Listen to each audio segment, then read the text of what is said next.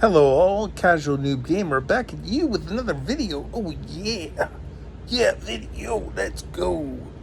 Anyway, this is a video, I guess you would say correction. So, Mina the Hollerer, the demo that I played, I did not give it enough time when I played it. And the reason why I was super excited for this game is because I saw the passion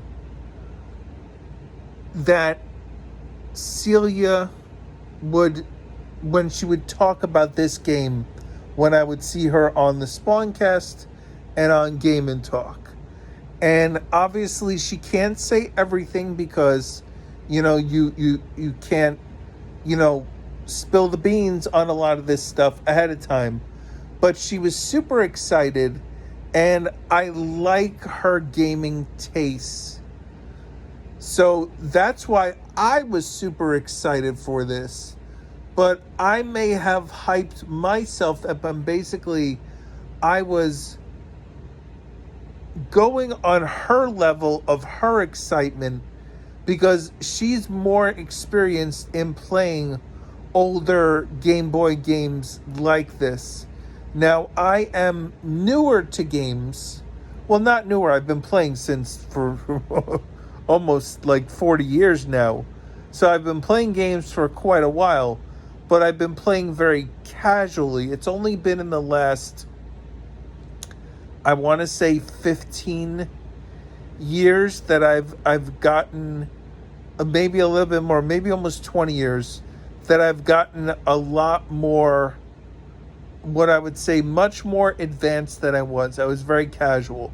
I could remember the games that I've beaten, before the last 20 years, which was Star Fox on the Super NES. Beat that many times. If you count the Super Scope game, I played the heck out of that. The original Mario Kart. I played a little bit of Mario Brothers, Metroid, Zelda, Castlevania 1. I didn't beat those. Castlevania 2, which I love. Actually, I like that. I spent more time with that than I did the original Castlevania. Tetris, played the hell out of that. Mario and the golden coins, whatever it was, the first Mario on the Game Boy, played the heck out of that. Super Mario World, Super Mario 3, a little bit of Super Mario 2. Never really,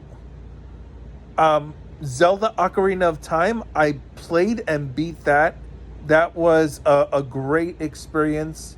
Zelda Twilight Princess, Metroid Prime 3, Corruption, played and beat that. And those were really my games on Wii U. I played mostly the Skylander games, but that was within the last 20 years, especially with Wii U. Skylander games, played and beat all those. God of War 1 and 2 and 3. Batman Arkham Asylum, Arkham Knight, Infamous 1, not Infamous 2. I kind of got, I hit a difficulty spike and kind of couldn't get past a certain point at one point in that Infamous 2, but I love the Infamous games. I've started up many games, Knack. I beat Little Big Planet 1 and Little Big Planet 2. I can, Lego games I've played and beat. These are the games that I have experience with, but it's very casually. And only recently have I gotten what I would call a lot more advanced. I mean, I just recently, in the last 8 years, started playing RPGs. And loving RPGs. I'm trying to play Final Fantasy VII, the original, before, because I played Remake and I really loved it. And I was like, let me play the original because, I don't want to spoil it. I'm not John from Spawn Wave. I understand it's been over 20 years, but I'm still not gonna tell you. But if you play the original, obviously the remake ones are broken up into pieces, so you're still gonna have to wait to complete the story. But it hits differently, and the remake, it's I would say a better experience, although it is hard playing modern games going back to an older game, but it's still not bad. But like that I mean, I guess what I've experienced with games now is the hand holdiness, and that is getting back to Mina the Hollower. That is where Mina the Hollower kind of doesn't hit right with me the way I thought it would. Is I saw that trailer where Mina's just like going everywhere and kind of like jumping and platforming to different areas, and it's not as fluid for me in the beginning. I couldn't pick that up right away, but that's more a problem of me, that I'm not, like, I don't stick through with games, and I need to, which is why I want to make it a point to go back to the demo, definitely. I think no matter what, I'm definitely just going to pick up Mina the Hollower anyway, day one, because I want to support. I like the game.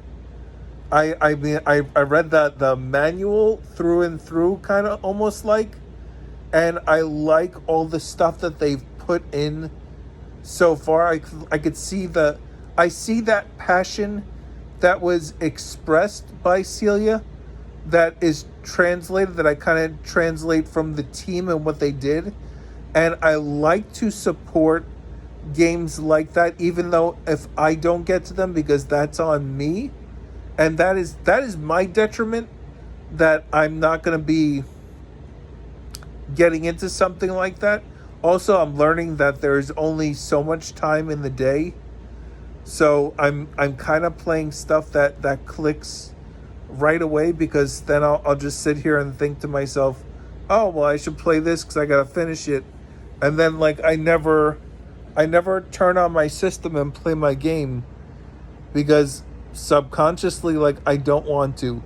But like I'm sitting here thinking more and more, because I keep seeing, like, I'm watching YouTube videos of people's experiences with Mina the Hollower, the demo, and they keep showing footage of that trailer. And every time I see that trailer and the fluid movement, I'm just like, that's the game I want to play. And it's just these controls. So, but I guess that's what they're supposed to be. And I guess that's why, for Celia, she has also that passion that you could tell it's not just she's working there and that's her thing. She's the PR person, but she really likes the game because she likes older, like, Pokemon Game Boy games. She grew up with that experience. My experience with Game Boy was I played a lot of R-Type on Game Boy. I played Tetris. I played Mario. And I guess it was the Golden Coins. I don't even remember the name of it. It was like, yeah, Mario, whatever, on regular Game Boy. I never had a Game Boy Advance. I played that. What else did I play? I never played Pokemon on the original Game Boy. I actually bought on the DS when the shop was still around and the DS was active. I bought Pokemon Yellow, and I tried to play it. I was like, oh, I don't know about this. But then I played Pokemon Let's Go, Pikachu, and Eevee. Played both of those and beat them. Went through the story on both. And was actually trying to actively collect all 151. Like, I think I used the Master Ball on one of them to get Mewtwo. I mean, I had the Pokeball accessory that gave me Mew as a Pokemon, so I have him in my game, unless I moved them to Pokemon Home. I don't remember now, so many years ago. But that's my experience with Game Boy. I didn't have a lot of Game Boy games. I actually had an experience. I was playing the Game Boy in the schoolyard, waiting for people to come out because I was with I believe I was with someone who was babysitting me, so I was waiting for their other kids to come out that they were waiting for, and I was waiting in the back of the schoolyard. It was very populated, a lot of people there. I was sitting like on an edge of a wall with a gate behind me, and someone, I think they tapped my shoulder, and I turned my head to look where the tap came from. And when I turned my head, they snatched my Game Boy out of my hands that I was playing and ran with it. And I was so upset, and I lost my Game Boy. It was actually very, very, very traumatic as a little kid with, not a lot of money and growing up poor to lose something like that. And I went home, and my mother saw how, like, the Game Boy, like, I would just, like, turn it on when I would come home from school after, like, homework and stuff like that. And, like, to dinner, and, like, just completely just, like, wrap myself up in, like, Tetris or Mario or R-Type or something like that, and just play that. And she saw how upset I was. And she didn't have a lot of money. We couldn't really make bills that well. Things were always struggling. And my mother went out and literally at her next paycheck went to, I believe she went to Macy's. Back then.